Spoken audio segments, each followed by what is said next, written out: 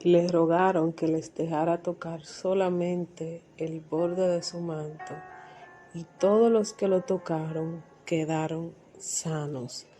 Bienvenidos al capítulo número 14 del libro de Mateo.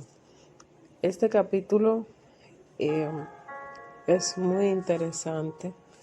Inicia con la muerte de Juan el Bautista.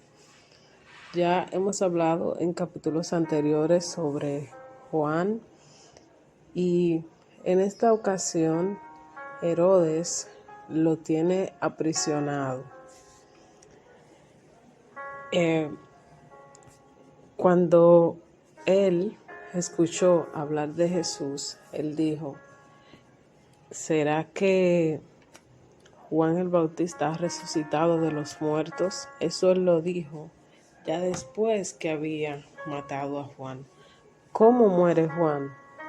Juan estaba en la prisión, como habíamos hablado en otros capítulos, y había una mujer que odiaba a Herodes. La mujer se llamaba Herodías. Ella tenía una hija, y esta hija tenía un talento que fue dado por Dios. Todos los talentos son dados por Dios. Quiero que te grabes eso en la mente. Era el cumpleaños de Herodes, y esta niña, instruida por Herodías, bailó para él. Herodes se sintió tan emocionado con el baile que le dijo a la niña que pidiera lo que ella quisiera, y ella, instruida por Herodías, pidió la cabeza de Juan el Bautista. El rey se entristeció, pero como él había jurado que le iba a dar lo que ella quisiera, ordenó decapitar a Juan en la cárcel, y fue traída la cabeza en un plato y dado a la muchacha. Y la muchacha lo presentó a su madre.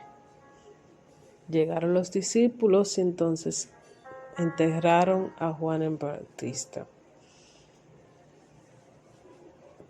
Nosotros podríamos pensar: wow, qué manera de morir. Alguien que fue elegido desde antes de su nacimiento para un propósito inmenso. La muerte no deja de ser trágica, pero hay una diferencia, y es que a pesar de que Juan lo mataron, él cumplió con el propósito por el cual vino a la tierra. Y yo quiero que reflexionemos hoy en si nos morimos ahora, ¿será que estamos cumpliendo o cumplimos con el propósito por el cual fuimos creados, o nuestra vida sería en vano?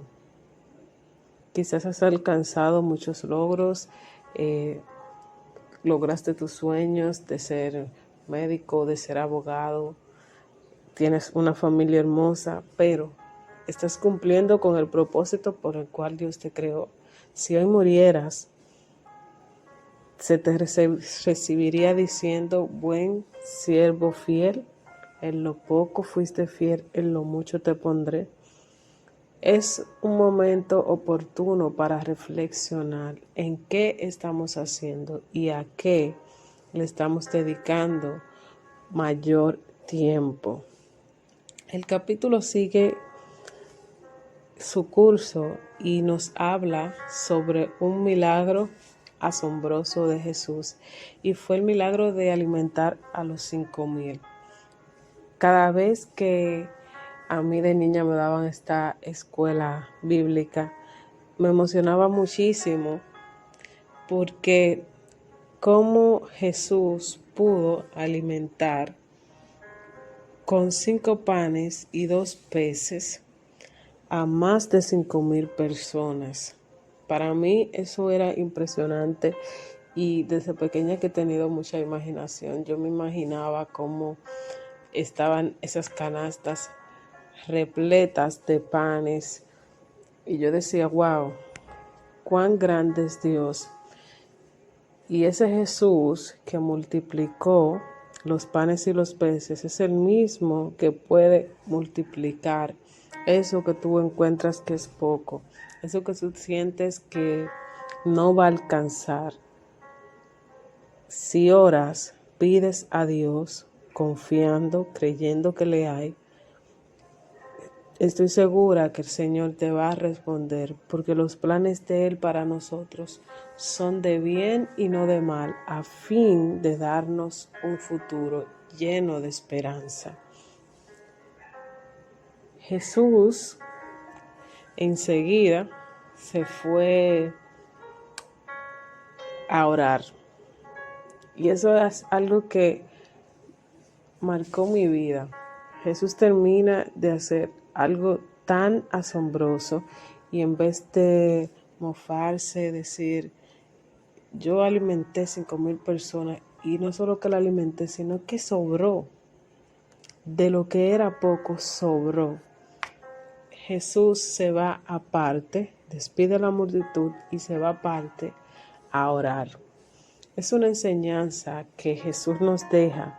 Nosotros, a pesar de ser usados por Dios en cualquier momento de nuestra vida, debemos reconocer que sin Dios no somos nada, sin oración no somos nada.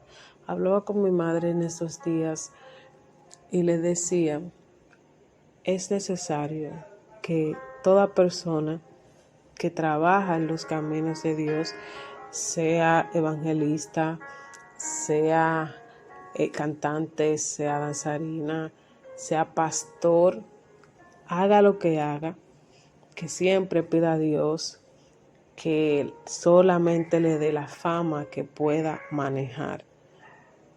La fama que pueda manejar, sí, la fama que pueda manejar.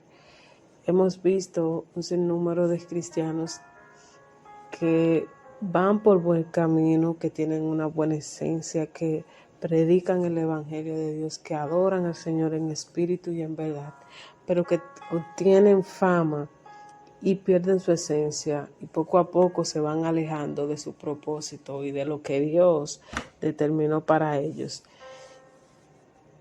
Y es muy lamentable que después de que nosotros entregamos a tantas personas al Señor, nosotros nos perdamos. Y es algo que yo aprendo de Pablo, que Pablo decía, oye, sería fuerte que después que yo he ayudado a tanta gente a venir a los caminos del Señor, entonces yo me pierda.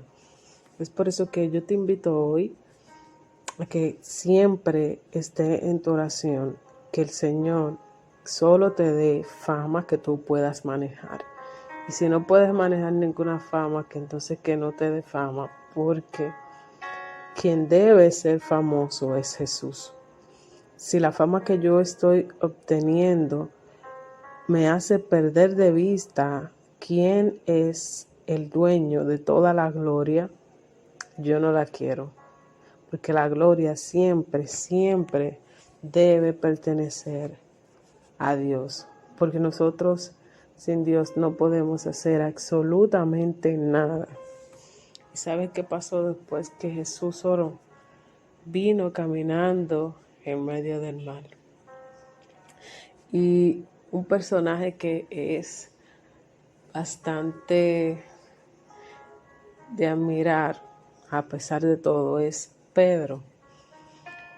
Él ve a Jesús caminando en el mar y dice, si eres tú, entonces di que yo vaya y camine. Y él caminó, iba caminando él también sobre las aguas, pero tuvo miedo. Perdió la vista a Jesús. Perdió la vista de Jesús, de aquel que le dijo, ven. Y cuando se estaba ahogando, entonces dijo, Señor, sálvame. Al momento Jesús le extendió su mano, asió de él y le dijo, hombre de poca fe, ¿por qué dudaste? ¿por qué dudaste si yo estoy aquí al frente tuyo?